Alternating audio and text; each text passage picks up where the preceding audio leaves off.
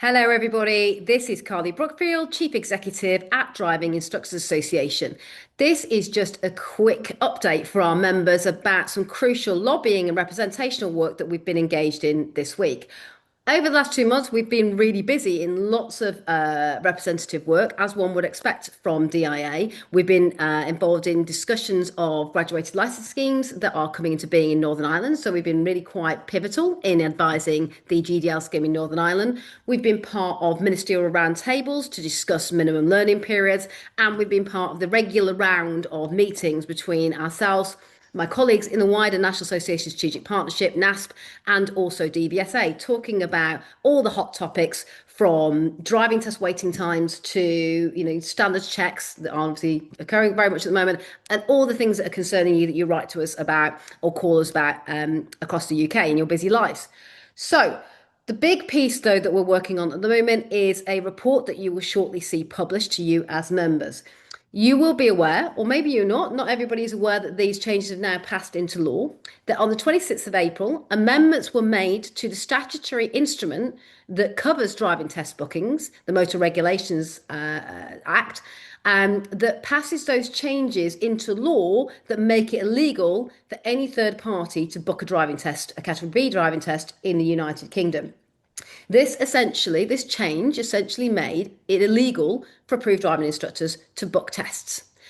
Now, I know that not everybody in the industry is particularly bothered about this. I've had some individuals saying, NMP, not my problem. I've never booked tests for my pupils anyway. However, as a community of driver training professionals, you should all be concerned that permanent changes have been made to make it illegal for driving instructors to book tests for their pupils or be part of that gatekeeping process to a driving test and a driving license, because it's significant of a move to further disable the professional licensed driver trainer from playing an effective gatekeeper role that they should really play if we think about it, in helping somebody achieve a driving license and doing that safely and then on become an independent driver.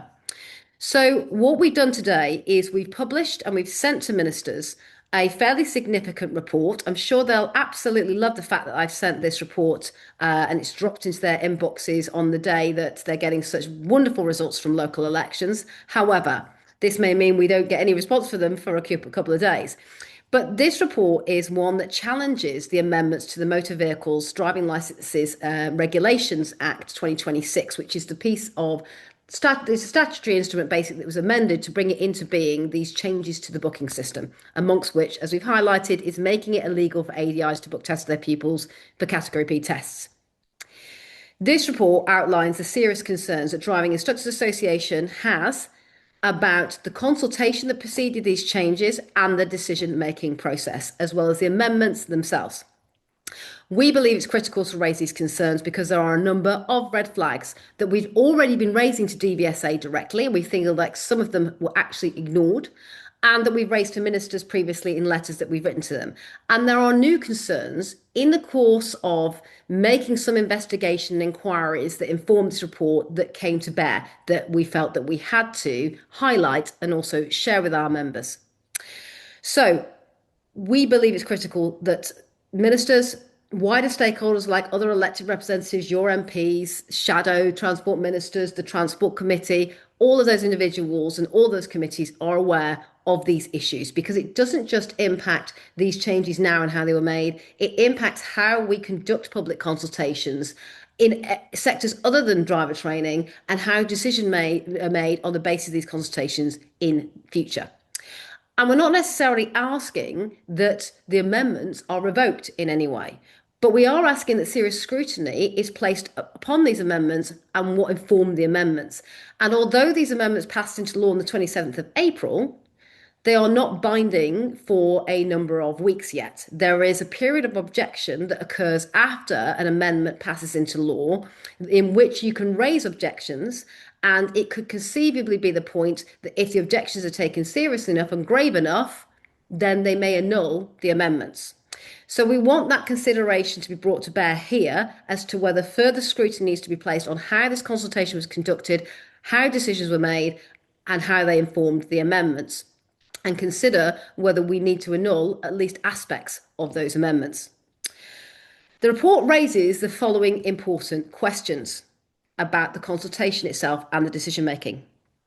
One of the key challenges and claims that DVSA have made to justify making it illegal for instructors to be any part of booking tests other than displaying their availability is that they had evidence that approved driving instructors were significant bad actors in the process of booking tests. So that ADIs were some of the people who were doing some of the worst things in the booking system, as in scraping volume of tests, deploying bots to do that, reselling tests for inflated prices, all of those kind of nefarious practices. They've identified those quite publicly with ADIs. However, despite frequent demands, we've seen no solid evidence of ADIs being significant bad actors as a single third party group. In fact, in one meeting, DVSA actually stated that less than 3% of those protagonists causing these issues were actually found to be approved ADIs. And certainly, we've seen no further statistics or evidence since on that basis. So we'd like to see solid evidence that ADIs were actually a significant bad actor in the process of booking tests and abusing the OBS. We want to ask the question, and we've asked it frequently before the consultation started, during and after it closed, why we have not had discussion in this consultation about restricting booking access, even if temporarily, to approved driving instructors only. Why was that not a consideration if we were trying to cut out third-party abuse? ADIs are monitorable and sanctionable in the booking system. It's easy to see the ADIs that are in there. And what they're doing. However, clearly there is a question mark that people were able to replicate ADI information, the PRN mainly, and use those fraudulently. But there should have been better ways of being able to detect when an ADI's details were used fraudulently, like a check with the ADI about whether that is their activity in the system. But none of those things took place. And ratifying how many of these OBS accounts that DVSA have heralded to the world that they've closed, over 1,000, identified as being bad actors in the system, how many of those were actually ADIs? Because it seems to us like a lot of them were the third parties who had fraudulently obtained ADI details to be able to open up OBS accounts. So a lot of that 1,000 were not ADIs, they were people fronting as ADIs. So we should have actually had a conversation about whether closing the system to ADIs was something that we can consider. We know the public wouldn't have liked that option, wouldn't have responded in that manner, but it would at least have enabled a conversation about making approved driving instructors the professional gatekeeper to a test and therefore a license in independent driving.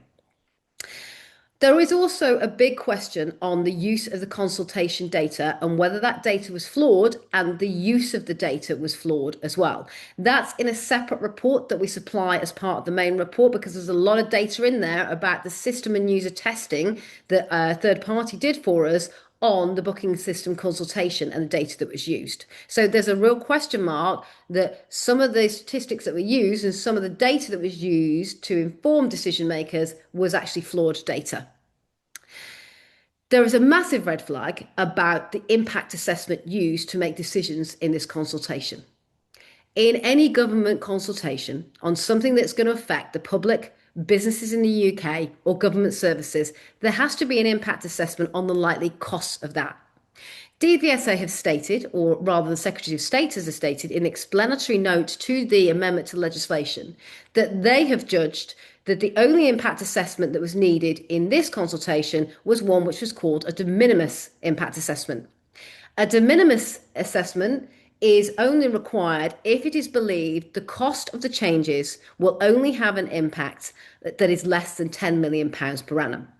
However, it appears that DVSA has done no work to understand the cost impact, for example, on sectors of the driver training industry, such as intensive course providers.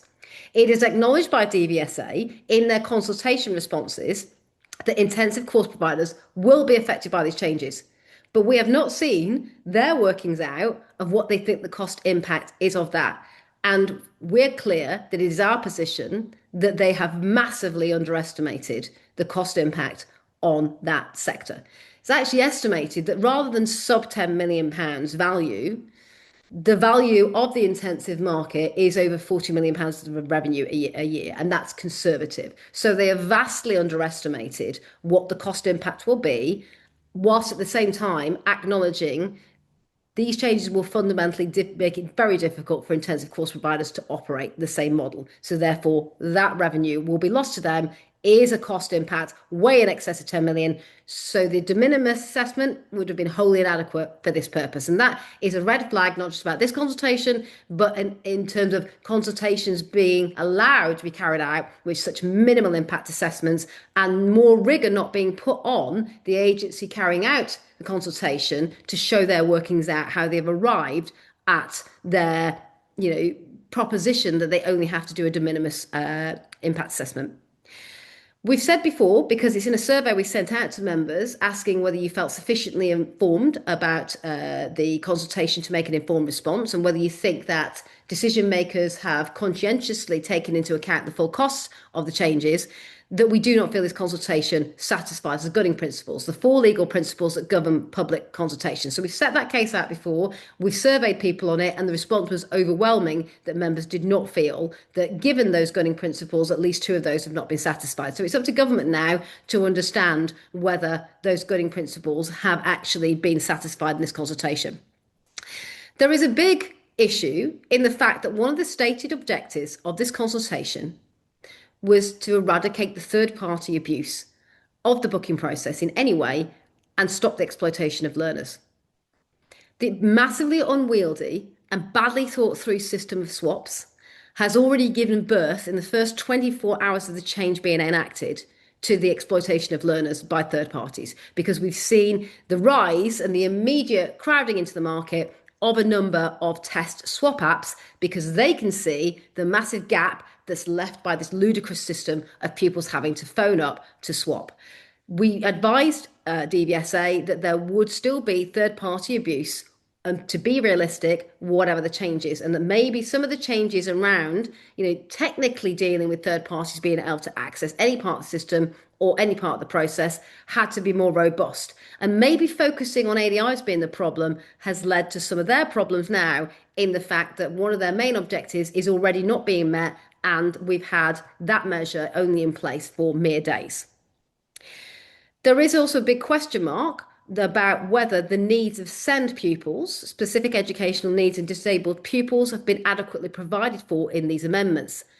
It has been noted that there have been no specific provisions in the amendments to the specific statutory instrument that do actually allow a SEND pupil to have their ADI to book their test for them. The statutory instrument is very clear in saying that no third party can book a test for their pupil.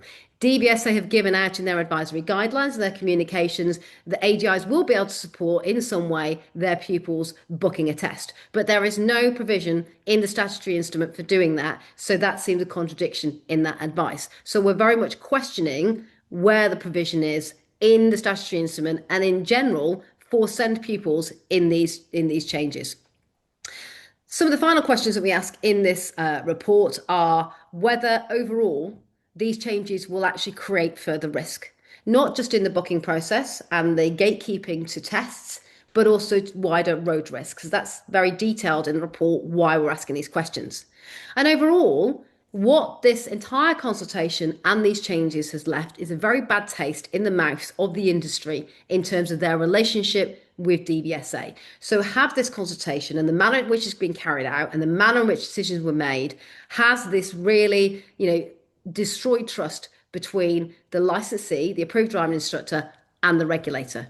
Publicly pillaring and blaming the approved driving instructor in the manner in which they've done, and then designating ADIs as an illegal actor if they have anything to do with booking tests in the future, has been part of damaging that trust and damaging the reputation of professional approved driving instructors at a time that we really should think about making them more of a recognised professional gatekeeper in accessing a driving licence and then on independent driving. Much concern and conversation is given at government level about post-test restrictions, post-test development. But those of you who work at the coalface of young driver education, unlike many of the road safety stakeholders who campaign fervently about post-test development, Those of you who work in pre-test development know there's so many gaps that we aren't closing and urgently need to close in the pre-test process that almost GDL becomes a stable door horses bolted scenario if we don't get those right in tandem with having post-test restrictions that include training and development as well. So all of this is very important, not just in terms of, creating, a better way of ADIs to be a professional gatekeeper in their roles, but in terms of diminishing the road safety risk post-test by making sure that we have professionals helping us understand who should go through to test and licensure. So these objections are being raised in that context as much as they are in the fit and proper elements and rightness of the consultation itself. So sorry for the long and waffly walk through that, but I really wanted you guys to understand why we have raised these concerns and what the specific concerns that we have and what's in that report. Of course, I'm hoping that you'll read it, but it's an 11, 12-page document. You can skim read it and you'll still get some of the context of what I've been saying there coming through. So please take the time to have a look at what we've done there. I won't be able to report on any impact on that immediately because, as I said, we are sending this on a day that's not ideal, but we wanted to get it to ministers as soon as possible, given the local election scenario. We don't expect them to pick up on this until later next week. However, we are expecting to have serious conversations to respond to some of these concerns. And some of these concerns really shouldn't be surprises. They are concerns that we have been raising throughout the consultation. They are concerns we raised as the consultation was being formed, whilst it was being run, and immediately afterwards. When, with all due respect, a further concern we're reflecting in the report is we as an industry never had an opportunity to discuss those consultation results before decisions were made and embedded. And that is another serious failing in this consultation. There should have been an output assessment period and an evaluation. There should have been conversation with stakeholders. It shouldn't have been a case of consultation ends in July. We hear nothing till the 12th of November when Heidi Alexander goes to Transport Committee and announces the consultation results of informed decision making. She's now making those decisions. These changes are going to be made. And then it's just a full-on communications campaign about how the changes are going to progress from DVSA. So we are where we are. We've raised the red flags. We'll see what happens now. Keep watching, folks, and have a good weekend and keep safe in the meantime.